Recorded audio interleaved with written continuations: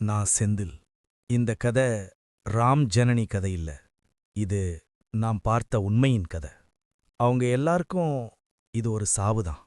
ஆனா எனக்கு இது ஒரு முடிவில்ல. இது ஆரம்பம். அவன் எப்படி சாவடைந்தான் என்று உலகம் கேட்டது.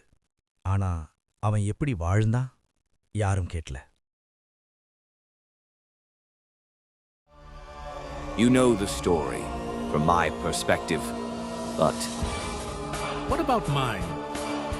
Mine will be good as well. my perspective? Let's hear it from them. The perspective.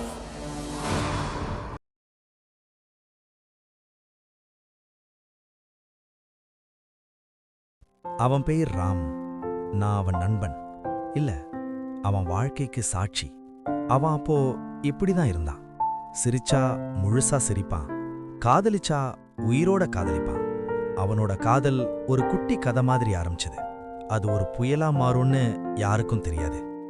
அவங்க காதல் எல்லாத்தையும் வெல்லும் மாதிரி தோன்றியது. வீடு, குடும்பம், உலகம். ஆனா சில போர்களுக்கு எதிரிகள் வெளியில் இருப்பதில்லை. அப்போதுதான் நான் முதல்ல கவனிச்சேன், அவனுக்கு ஏதோ சரியில்லை. ஒன்று சந்தோஷத்துல அளவுக்கு அதிகமா சிரிப்பான், அல்லது மணிக்கணக்கில் சோகமா இருப்பான். அந்த ஒரு வார்த்தை எல்லாத்தையும் மாற்றுச்சு. Bipolar disorder. அது ஒரு நோயா இல்ல, அவன் வாழ்க்கையே உடைஞ்ச சத்தம். அவளுக்கு தெரியக்கூடாது. அந்த நாள் இருந்து நான் நண்பனா இல்ல, ஒரு ரகசியத்தோட காவலாளி. அவன் தலையில நடந்த போராட்டம் நான் வெளியிலிருந்து பார்த்துக்கிட்டே இருந்தேன். உதவி செய்யணும்னு நினைச்சேன், ஆனா அவன் கேட்கவே இல்லை. அந்த இரவு நான் அவனை முதல் தடவையா பயந்தேன். அவன் அவளை காயப்படுத்துறவனா மாறிட்டான். நான் அவனை நிறுத்தணும், ஆனா அந்த நாள் நான் தோத்துட்டேன். அவளுக்கு இன்னும் அவன் ஒரு நல்ல மனிதன்தான், ஆனா எனக்கு அவன் காதலிச்சவன் இல்ல, அவன் போராடினவன்.